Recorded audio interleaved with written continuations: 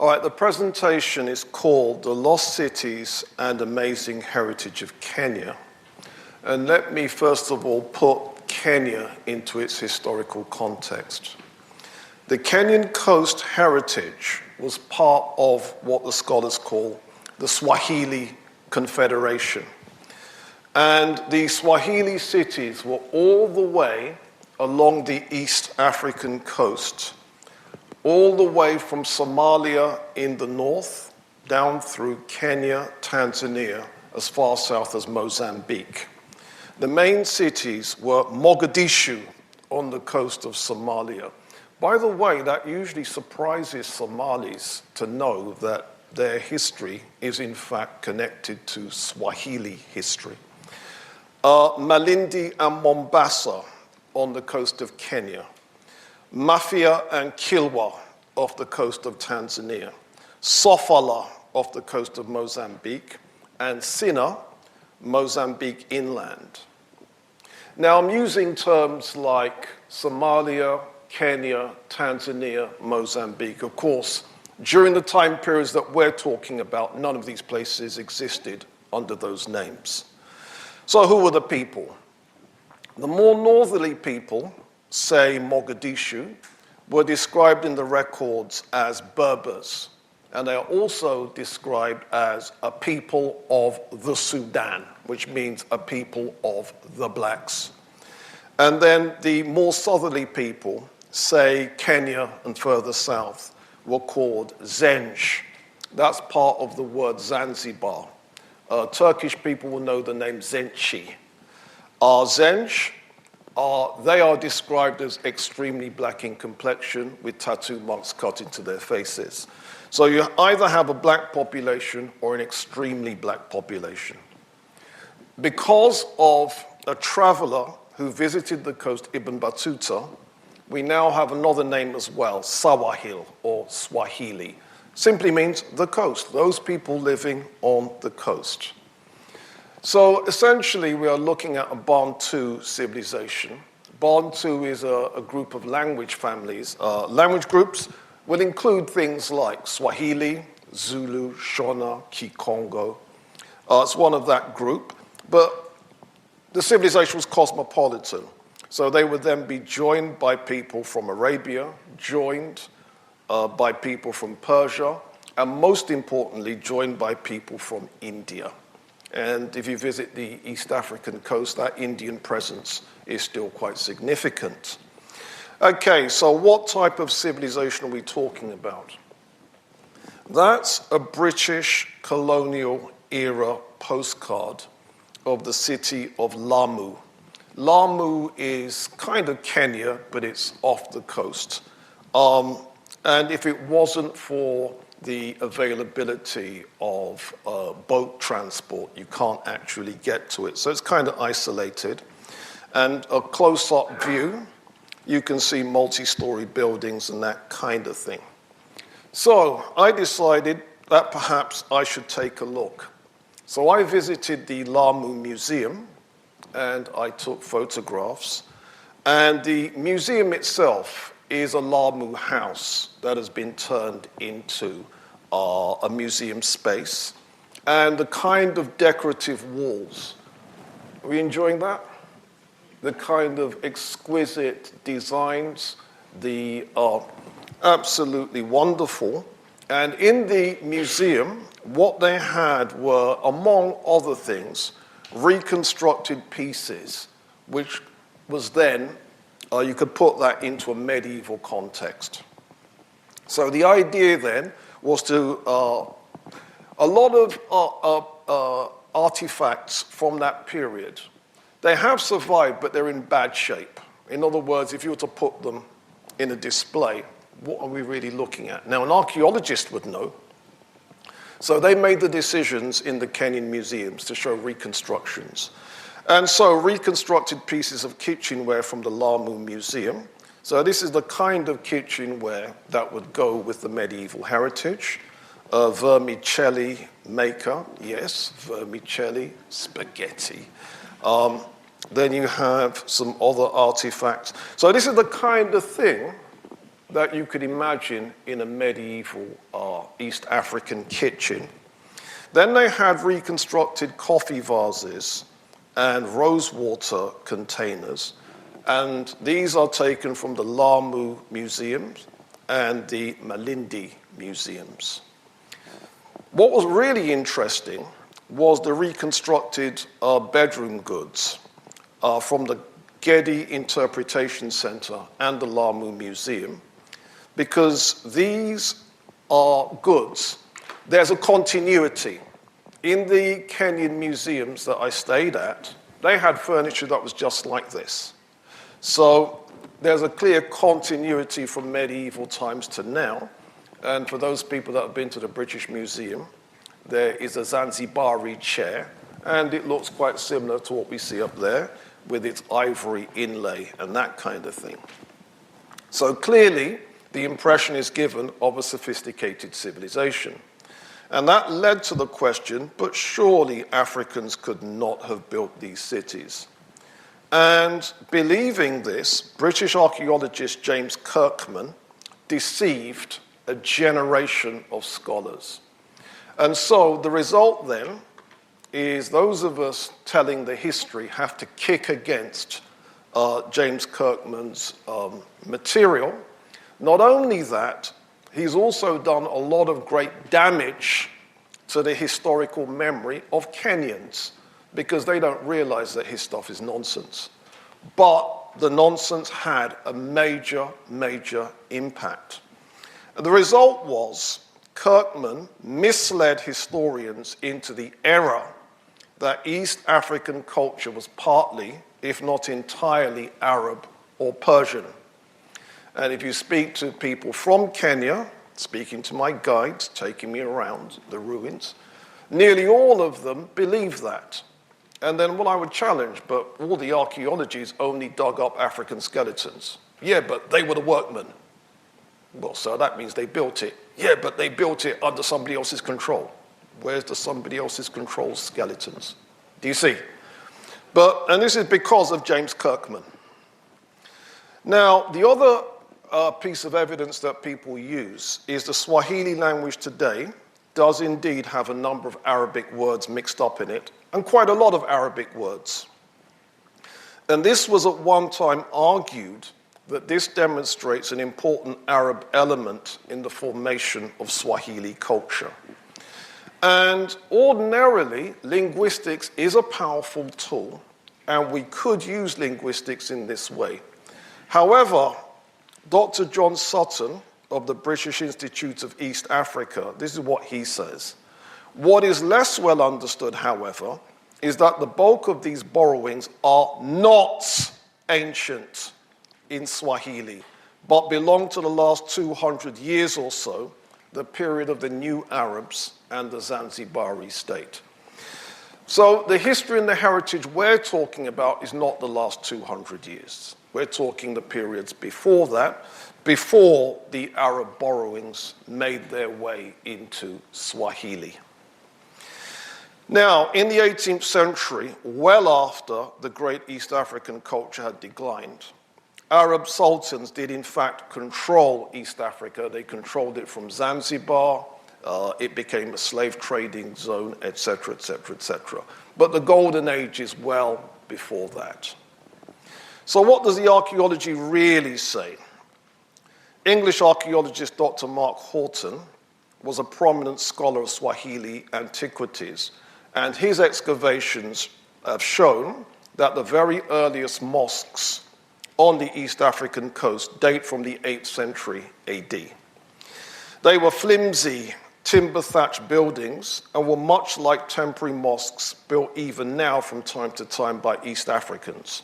Swahili fishermen built fishing villages, including a mosque, to serve them only during the fishing seasons. And they're flimsy, they're timber-thatched. The wooden mosques excavated by Dr. Horton indicate that the first Muslims on the coast were Africans, not Arabs. From there, the Africans evolved mud and timber mosques, which were much larger. And finally, they progressed to building stone-built mosques. All right, now, the graveyards and mosques were the focal points around which the East African cities grew. And in Gedi, we can see here one of the tombs, photograph taken from the front and from the side. I have a policy that if I take photographs of monuments, you have to have somebody in it, so that this way we've got some idea of scale. Does that make sense? Now, here we have a tomb, and we have a date on it. It's an Islamic date, but when you translate it into a Christian era date, it becomes 1399. And the burials are grand. Since the East African coast has around 50 sets of pillar tombs, scholars deduced that perhaps 50 cities and towns flourished along the East African coast from Somalia to Mozambique. However, more recently, a South African architect, Dr. Peter Garlake, has released a number 400 settlements along the East African coast. Here we have a tomb, and they call it the Tomb of the Fluted Pillar. And again, this is at a site called Gedi. All right, so if we've got these burials, and they become the graveyards, the centerpiece of where these cities are going to be, what do the cities themselves look like? Right, did I mention Mogadishu? Did I mention Mogadishu? All right, it's an example of one of those East African cities. And as you can see from the photograph, the old part of Mogadishu, you've got 3- and 4-story houses. And Chinese documents from the 15th century mention that Mogadishu actually had 4- or 5-story houses. The houses were made of coral stone. All right, so let's get some visitors' impressions. What do the visitors say? There was a traveler from Morocco. His name was Ibn Battuta, and he wrote a book in 1353 called The Gift of the Observers, but when it was translated into English, people called it Travels in Asia and Africa. And he mentions visiting what we would today call the Somalian city of Mogadishu.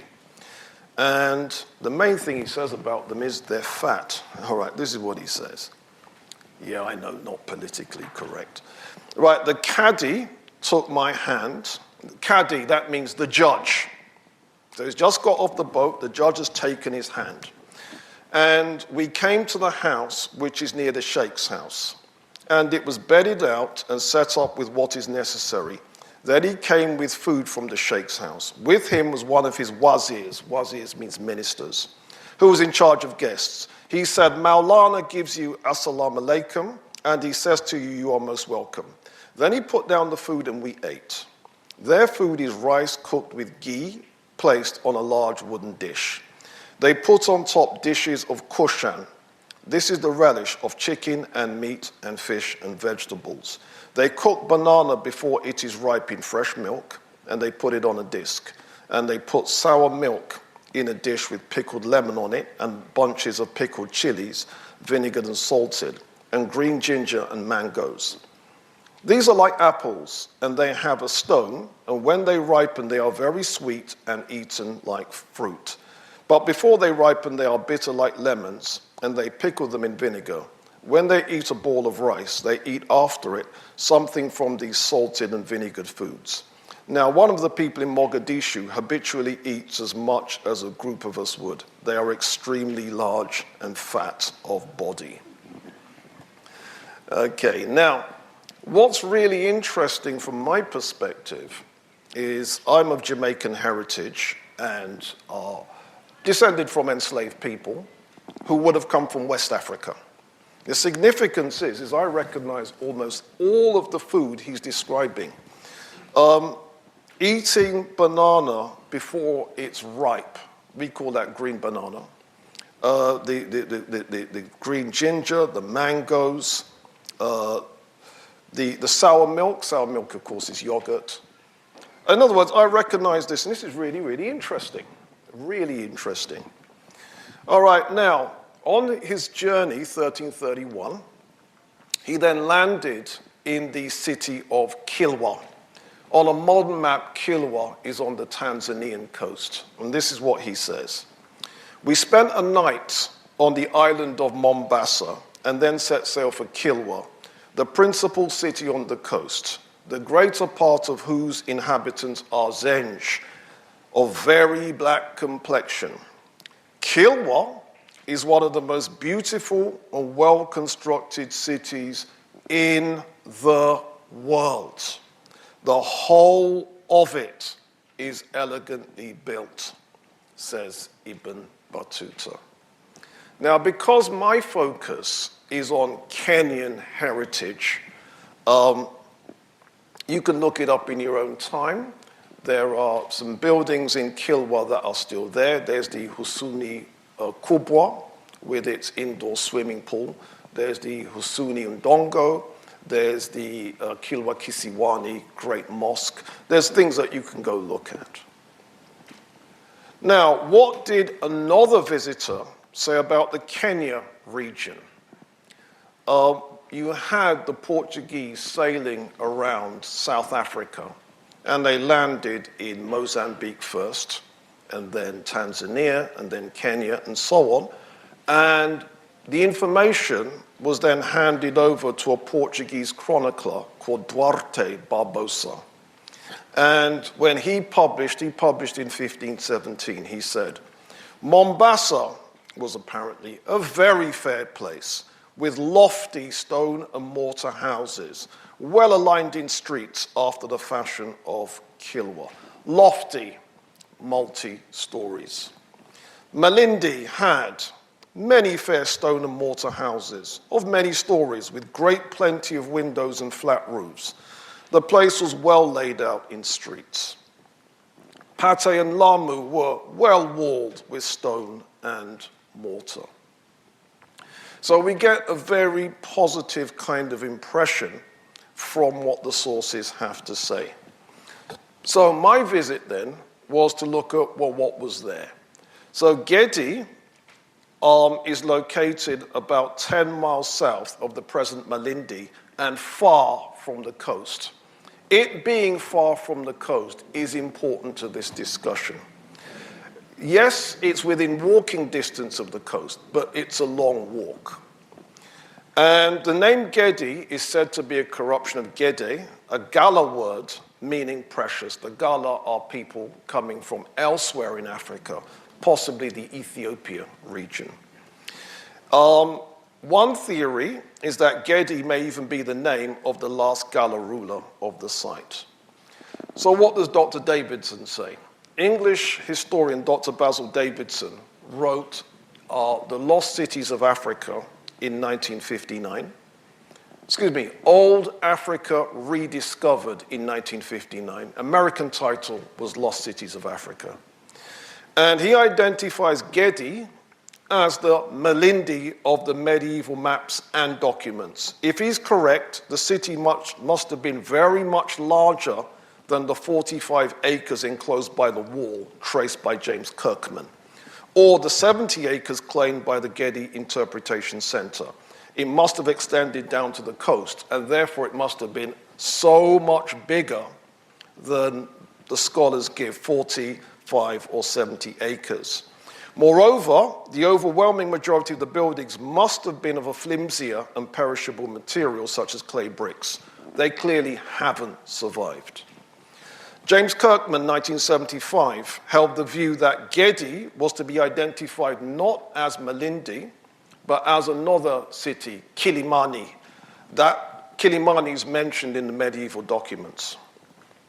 I believe, however, that his identification raises the same issues as Davidson. If Kirkman is correct, perhaps Gedi extended south to Maida Creek and would thus be accessible to the Indian Ocean trade. And if it did extend there, again, it would be a lot bigger than the 45 acres that he said it was. Now, this is what the National Museums of Kenya website says about Gedi. It traces its origin in the 12th century, but was rebuilt with new town walls in the 15th and 16th centuries. This rebuilding is connected with the emigration of many citizens of Kilwa to Mombasa, Malindi, and other places along the coast. In other words, people from elsewhere in the Swahili Confederation moving into the region. If this is true, this may indicate that the present traces of walls found by James Kirkman are much more recent than the foundation of the coral stone buildings. There was also a large baobab tree. Our guide pointed out that it is evidence of the traditional pre-Islamic belief system. In fact, on all the 3 sites that I visited, Gedi, Jumbala Matwana, and Munarani, there were baobab trees. All 3 local guides confirmed the view that the baobab tree reflects a traditional belief system, i.e. non-Islamic belief system. One went further and said that prayers would be offered, and what you would do would be post valuable items into the tree and offer a prayer. And the significance of that is, if I've been told correctly, it means that the Swahili cities were not just black Muslims, it would have been black traditionalists as well. Another important tree was the neem tree. Our guide said that it had anti-sickle cell properties. And there is an African-American scholar who writes on African science history, Dr. Charles Finch of Morehouse. And he says the same thing. The neem tree does indeed have anti-sickle cell properties. All right, so what's in Gedi? Well, imports to Gedi, archaeologists have dug them up. They've dug up Chinese celadon, they've dug up porcelain, and some porcelain pieces that are a lot more complete. So we're getting blue and white ware from China. And obviously the Chinese didn't stand on their coast and do this. So clearly we have a trade link, and we're going to examine that trade link as we get into this session. All right, now at the site of Gedi, which I said could be Malindi, could be Kilimani, there's the palace. And I took these photographs. Again, basic rule, always have somebody in the picture. They're not there, you don't know what you're looking at. So my guide, her name was Rachel, so there it is. The palace itself, that part of it here is the public part, and where the tourist is on the other side is the part that was open to the general public. I'm going to show you a plan. So we took a walk around it, and this is the burial part. And can you see that the burial is a grand burial? And the significance of this is, in Arab culture, you don't do grand burials. Do you see? So this is clearly not an Arab thing. And they look like houses, and they have that central piece rising into the sky. Here we have another part of the palace, and then here we have the well, where we've got access to water. Now, is there a plan of the complex? James Kirkman published a plan, and you can see 54 rooms, plus 11 courtyards, plus 7 burial areas, plus 6 double cubicle toilets. All right, so a lot of people are thinking, toilets? Okay, so this is a travel guide to Kenya. I know what you're thinking, Robin, I can't see it, so I'm ready for you all. Right, the buildings were constructed of coral rag, coral lime and earth, and some have pictures incised into the plaster finish of their walls, though many of these have deteriorated in recent years. The toilet facilities in the houses are particularly impressive, generally in a double cubicle style with a squat toilet in one and a washstand in the other where a bowl would have been used. Fancier versions even have double wash basins with a bidet between them, says rough guide. All right, Gedi. the Great Mosque. The Great Mosque is a very impressive building, very largely intact, as you can see. And there's my guide on the corner. One of the doorways, and you can see the mihrab, as you can see from that. And here we've got an image of my guide standing right next to the mihrab. So we've got the Great Mosque. It's believed that its roof was wooden, and inside you've got square columns that would have held them up. Then we've got the Mosque of the Three Isles. That misspelling wasn't me. If you go to the site, that's how they spell it. And you can see here the water well, the mihrab. Now, you can see that a lot of the building has completely disappeared. But the fact that we have two columns, and then you'd have three aisles on either side, that's presumably how it got the name, the Mosque of the Three Isles. All right, the time period of what we're looking at here is somewhere around the 13th century. This is the kind of time period. All right, so this is one of the houses in Gedi. And the reason I'm showing you this is the narrow walkways. And those narrow walkways would have been for donkey traffic. And then along those narrow walkways, there would have been the drains. Then we have another building called the House of the Cistern. And no one seems to know whether or not that functioned as some kind of pool, possibly even swimming pool. But if that's true, presumably that part would have been a lot deeper than it actually is. But many people have theorized that. Then you've got the House of the Dao. Now, in some of the history books, this building has been mispresented. It's been presented as the Great Mosque. No, it's the House of the Dao. And it was quite an interesting building to walk around. And again, I made sure that my guide was in the pictures so that we've got some idea of what you're looking at. So how did the House of the Dao get the name? It's because of that piece of graffito. Can you see that?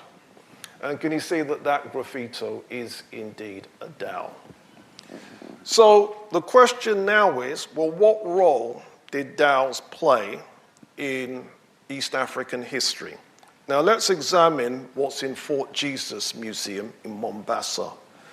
They have this, and that is graffito they believe was done by Portuguese people. And you can see African dhows and some more dhows, and you can see Portuguese ships as well. And it shows that those ships mingled on the Indian Ocean. Also, the museums in Kenya have reconstructed dhows. And there's one of those reconstructed dhows. And you find it's not just dhows, there's multiple types of East African ships that they've got reconstructed. You can see 2 or 3 behind the main one here. So that raised the question, African ships on the Indian Ocean? Yes. These ships could carry 70 tons burden, and these East African ships were on the Indian Ocean. And we know that they go back at least 2,000 years because they're mentioned in a 2,000-year-old book. There was a guidebook that some Greeks had written called The Periplus of the Eritrean Sea. And it mentions that East Africa had sewn boats, and it's believed it's the same ones. And what it also means is that many scholars have theorized that East Africa is actually the place of origin of what is today called the Dao. So the Indian Ocean trade. The seasonal monsoon winds shape the trading patterns between East Africa and Asia. In April, the southwest monsoon starts, and it will blow from southwest to northeast. By June or July, it created a strong northerly current that flows up the Somali coast towards India. And once people had got to Oman or India or wherever in the Far East, they would stay there for 6 months. And they would wait for the northeast monsoon, which started in November, and it reached its full strength in January, and it blew from India and the Persian Gulf towards East Africa. And so, if you were an East African mariner, you would be spending 6 months of your year in the East. Does that make sense? And if you were a mariner from Oman, India, those kind of places, you'd be spending 6 months in East Africa. And consequently, ideas and cultural artifacts spread between the two. And an example of this is scholars don't know whether the typical East African front door is East African or Indian. In India, there's something called Gujarat style, and the Gujarat style looks just like East African. And we truly don't know who got it from whom. And it's because of this 6-month stopover. So what were the trading products? The Zenj had a trade in ivory with India and China with the traffic passing through Oman. The ivory was used to make the handles of daggers in India and royal chairs in China. It was also used to make chess pieces. They were skilled workers in metal. Now, what was this metal? It was in 1978 that the scholars found out what that metal was. They also exported ambergris, which is a perfume, and rhino horn. Let that one sink in. Mic drop. And rhino horn supposedly had medicinal properties. And you can just see the inverted commas on this medicinal. People are looking at me blank. Aphrodisiac. Right? Which is the origin of the word horny. Okay. All right, they traded leopard skins and also timber. Mangrove poles in particular were sold to the building industries of Oman and Persia. All right, Jumba Lamatwana. This is 10 miles north of Mombasa, and that's the name the modern East Africans give it, but no one knows the true name of the city. The contemporary Swahili name, Jumba Lamatwana, some people translate it as the large house of the slave.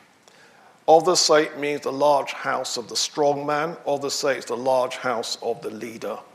I have no idea whether any of that's true, but hell, that's what I was told. The National Museums of Kenya website says the following about Jumba Lamatwana. There are no written historical records of the town, but ceramic evidence showed that the town had been built in the 14th century, but abandoned early in the 15th century.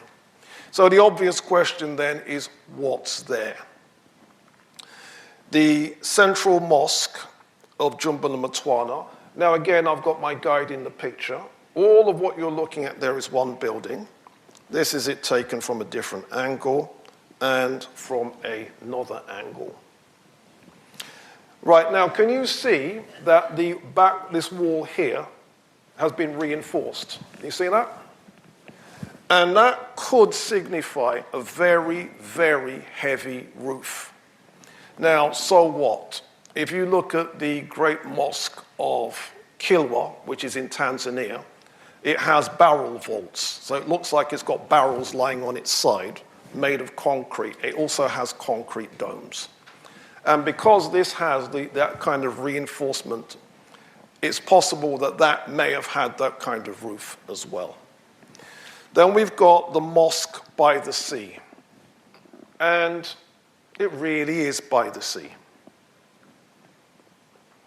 Well, can you see the Indian Ocean through that door? Yeah? Now what about that for a romantic image? Yeah. Right, there's an unknown building. The scholars are not sure what it was or what it was used for, but it was grand and impressive. Again, these are all made of coral stone. Then you've got the most impressive building in the structure. Scholars have given it the imaginative name of the House of the Many Doors. And the House of the Many Doors. My guide was quite sick of me at this point because I tried to get him to walk around all the building. and then make sure that he was photographed at every single spot. All right?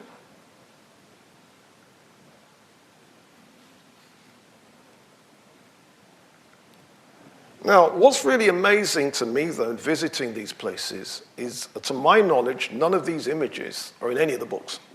Certainly not Jumbo and Motswana. Now, what could have been the tableware in this house? Again, Fort Jesus Museum has examples of brass, copper, and silver kitchenware, which, again, they believe is medieval context.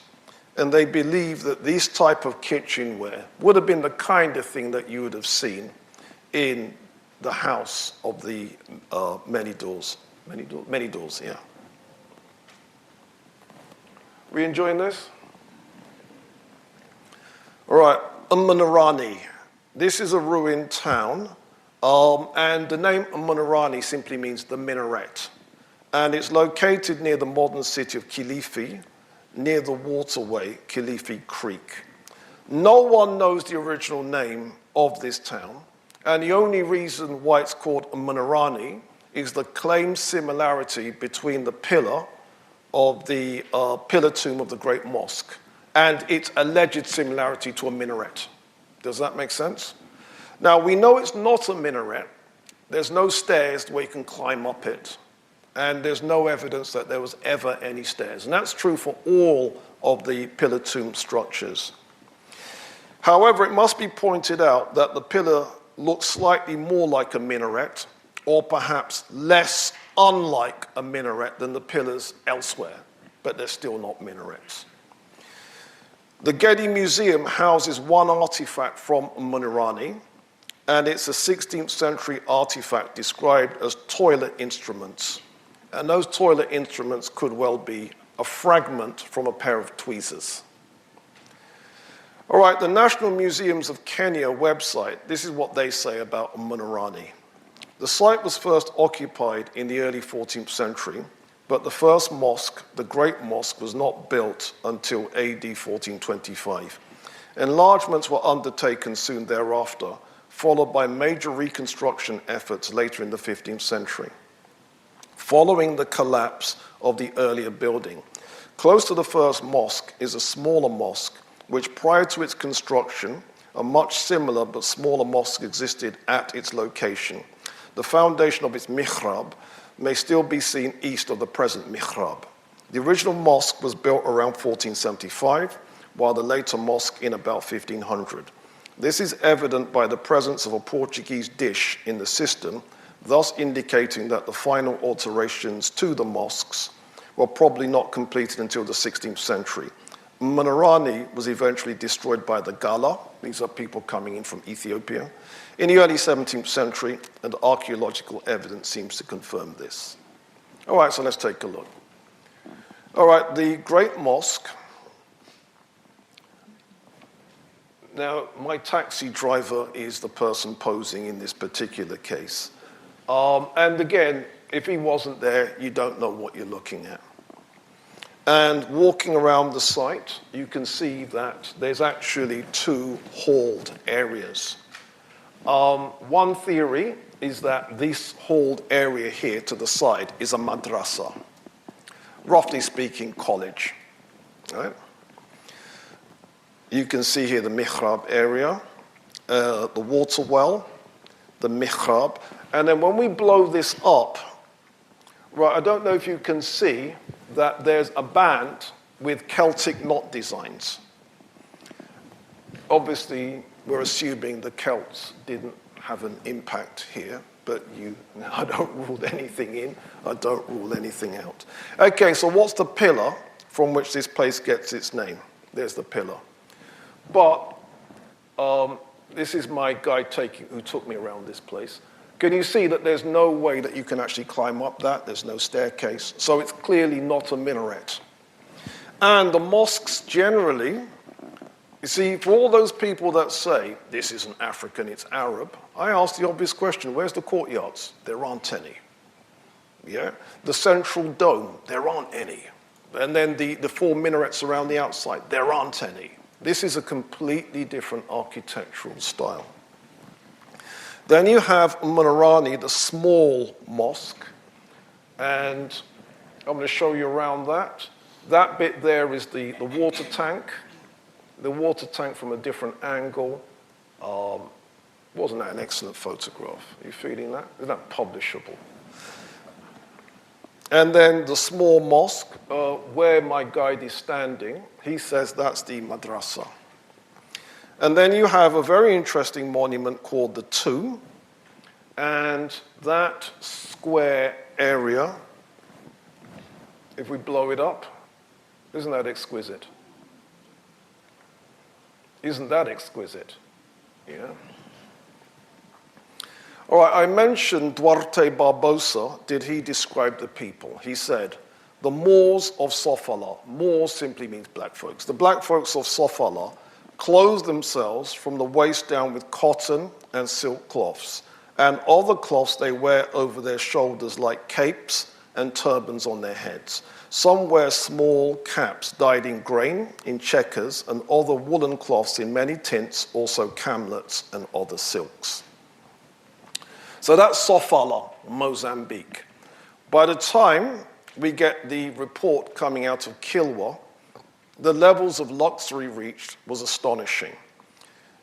They are finely clad in many rich garments of gold and silk and cotton, and the women as well, also with much gold and silver chains and bracelets, which they wear on their legs and arms, and many jeweled earrings in their ears. And then the people from the island cities of Pemba, Mafia, and Zanzibar dressed in the same style as described for Kilwa, with the same associated opulence. Now, Pemba, on a modern map, is the coast of Kenya. All right, now, remember the description of the Moors of Sofala, Mozambique, because that's important. You see, when I visited our Fort Jesus Museum, they had the traditional dress of a Bantu-speaking East African group called the Mijikenda. And those are the Mijikenda and how they're dressed. Now, doesn't that sound just like the description? And the significance of that is this. Scholars now think the people who became the Swahili were originally the Mijikenda. So Mijikenda speakers got to the coast. A coastal culture developed. A lot of people became Muslims. Some continued traditional African religions. They developed a new identity as Swahilis. Do you see? And then you've got the Mijikendas that didn't, that stayed inland. But essentially it's Mijikenda culture. Now, what else was depicted in the Fort Jesus Museum? Right, can you see that's a blacksmith? And can we put him into a context? Did I mention that a certain trading product was discovered in 1978, what it was? And it was some type of iron. It was actually steel. In 1978, 13 ancient iron and steel furnaces were discovered in Tanzania, and these East African smelters made the finest steel produced anywhere in the world between 500 AD and 1850 AD. And it was only after 1850 that their steel technology was surpassed. Did you know East Africans minted their own coins of copper and silver? Did we know this? There's one of them. These coins were issued in the 11th century. They had rhyming couplets on them, praising the king and praising God. And where have these coins been discovered? Well, according to the Daily Mail, that bastion of right-wing conservatism, how 900-year-old African coins found in Australia may finally solve the mystery of who arrived down under first. And let's read it. Coins date back to 6 centuries before Captain Cook. Are we feeling this? And so what this tells us is East African mariners were the documents tell us they were sailing to Oman, they were sailing to India, they were sailing to Java, they were sailing to Indonesia, they were sailing to China, they were sailing to Cambodia, where they established a colony.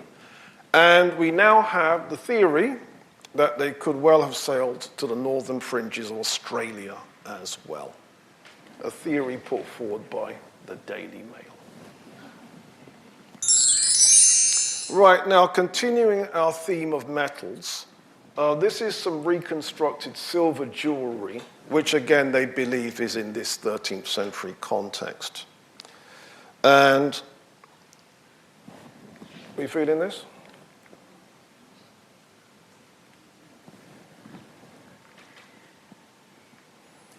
Right, now can you see that they've got the silver bracelets and armbands, and then they've got the local name in Swahili.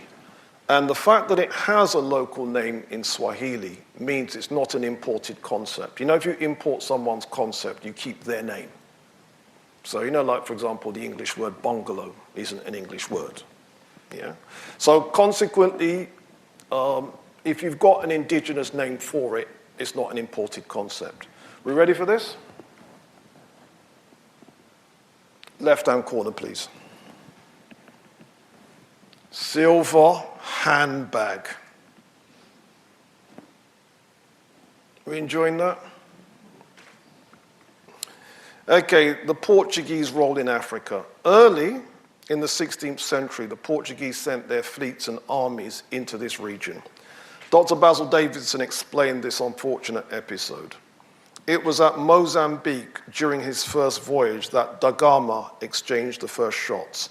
Back again on the coast in 1502, this time with a score of ships from home. Da Gama threatens to burn Kilwa unless its ruler will acknowledge the supremacy of the King of Portugal and pay him yearly tribute in gold. Ravazio does the same thing at Zanzibar and Brava.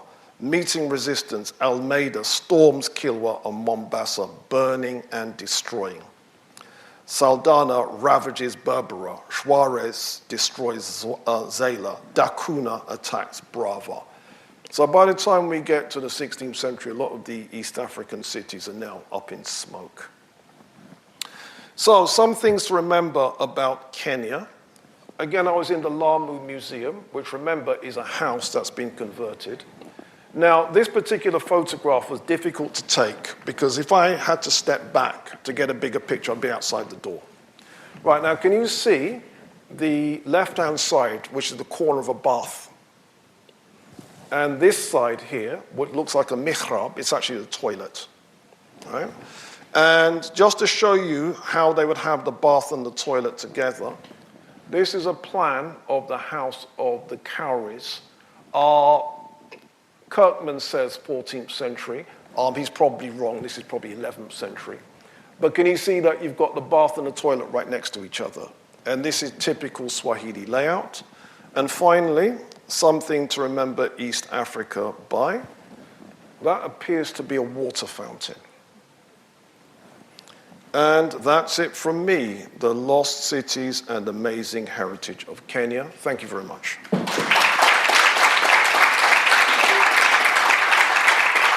What caused the downfall of these great palaces? Or what could have caused the downfall of these great palaces? According to Basil Davidson, not only did the Portuguese set these places on fire, they also seized control of the Indian Ocean trade.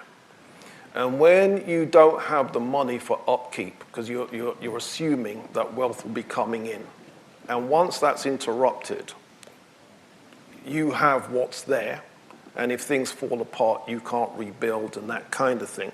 And then gradually, more and more poverty starts to ensue. You can't keep up stuff.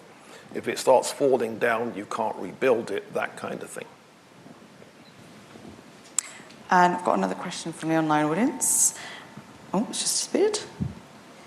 Was there any trading across the Sahara region with the area of Timbuktu, and what might they have traded? To my knowledge, no. Now, it doesn't mean it didn't happen. It just means that I can't prove it yet. The main civilization in Africa that the Swahilis were trading with is Munumutapa. On a modern map, that's Zimbabwe and South Africa. Major trade in gold, major trade in ivory, major. And Chinese celadon and blue and white where ended up in Great Zimbabwe, and the other are regional capitals. As far as places like Timbuktu, don't know, can't prove it yet. Nor do we know if there's a Timbuktu document that speaks about the East African coast. Thank you for that. I'm actually Kenyan myself, so I understand there's been a lot of genetic studies being done on the DNA of people along the East African coast. Would you comment on that? I haven't seen those studies, so I mean, perhaps you could share what have you heard? I mean, they've found islands like Pate, which is opposite Lamu, where you have people with large amounts of Chinese DNA within their composition. That's really interesting. That's really interesting. No, thanks for that comment. It's obviously a very proud heritage, Kenya. Can you tell me how the laws were administered in those times, and is it reflected at all in their constitution? I wouldn't be in a position to know whether it is reflected in their constitution or not. But back in the day, it would have been Sharia. So Sharia would have been the basis of it. I don't know which brand of Sharia, because depending on which learned imam you're getting the thing from, there'd be a different brand of how Islam is practiced. But certainly the Quran became the law book. I'm afraid that is all time we have. Thank you again, Robin, and thank you again for your questions and attention, everybody.